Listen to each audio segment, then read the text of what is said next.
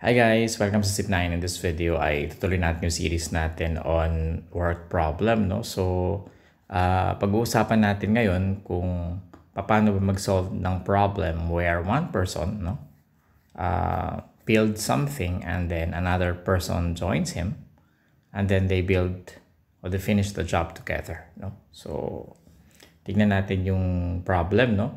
So, Jericho can build a cabinet in 8 days while Joey can build the same cabinet in 10 days. If Jericho will work for 2 days ahead before Joey joins him, how long will they be able to finish building the cabinet together? No? So this is the 7th tutorial in the series, kaya I think hindi ko na masyadong i-detalye lahat. No? So si Jericho, 8 days niya matatapos yung cabinet. Meaning, sa isang araw ay 1/8 nung job yung kanyang matatapos. No? So, for Jericho,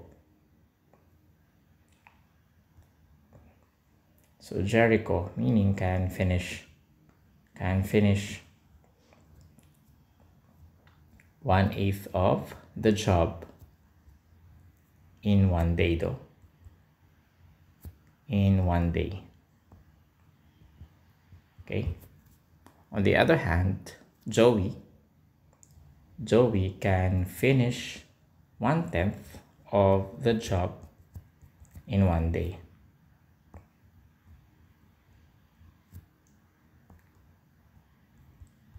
Okay. Now, sabi niya if Jericho will work for 2 days ahead before Joey joins him, ibig sabihin, natapos niya na yung 2 araw, no? 2 out of 8 days niya. So, natapos niya na yung 2/8, no? Tapos, dalawa sila, no? Sasabay sila kasi magjo-join na si Joey sa kanya. So, this is 1/8 x plus 1/10 x, no? So, yung x is the number of days.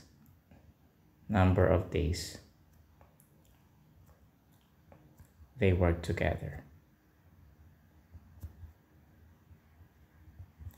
So 1/8 yung rate ni Jericho, no? 1/8 of the job per day. And si Joey ay 1/10, pero yung x is yung number of days, no? So ilang araw ba silang dalawa magtatrabaho together, no? So pag inad natin lahat yan, that is equal to 1, which is the entire work, no? So, para ma-solve yung equation, we multiply both sides of the equation by the LCM. Para matanggal yung fraction, we multiply by the LCM of 8 and 10, no? Maulan sa labas, no? I think naririnig nyo siguro. So, the LCM of 8 and 10 is 40. No?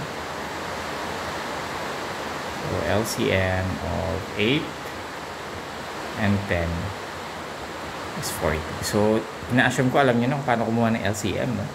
Otherwise, tignan nyo yung ating series, no, on LCM.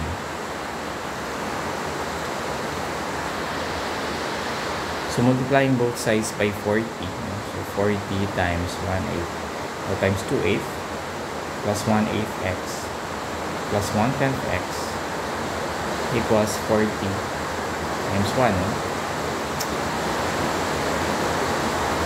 So, this is 40. Ang 40, lalakas ko konti yung boses ko, no? Kasi maulan. So, 40 times 2, that's 80 over 8, no? 80 over 8 plus, pag nag-multiply tayo ng fraction sa whole number, di ba nilagay natin na over 1 yung whole number. So, 40 times 2, yan. And then, 1 times 8, kaya tayo merong 80 over 8. Plus, didistribute natin to, di ba? By distributive property. That's 40 over 8x plus 40 over 10x equals 40. So, ang 80 over 8 is 10. 80 divided by 8 is 10 plus 40 divided by 8 is 5. Tapos, meron tayong x. plus 40 divided by 10 is 4. That's my x equals 40. Combine natin yung 5x plus 4x. We have 10 plus 9x equals 40. And we have 9x.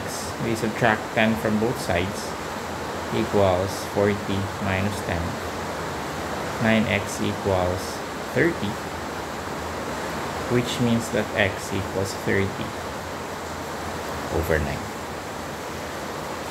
We can reduce this to lowest terms, no? Divided by 3, magkakaroon tayo ng 10 divided by 3.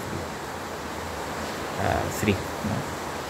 So x equals, ano ang 10 over 3 sa lowest, sa mixed number? 10 divided by 3, that's 3. 3 times 3 is 9. So 1. So that's 3 and 1/3. Ito yung whole number. Di ba naalala nyo? Improper fraction to mixed number. This is the numerator, yung 1. And yung 3 yung denominator. So yan yung yung ating final answer. Ibig sabihin 3 and 1/3 what? 3 and 1/3 days silang magtatrabaho together. So this is the answer, 3 and 1/3 days. So dalawang araw muna si Jericho mag-work, then together mag-work sila ng 3 and 1/3 days para matapos nila yung cabinet. Okay, so sana may natutunan kayo dito sa video na to. Gusto ko i-invite sa sipnayan.com, yung ating website, no? And our channel, yung YouTube channel natin, youtube.com/user/sipnayanph. I'll see you in the next video.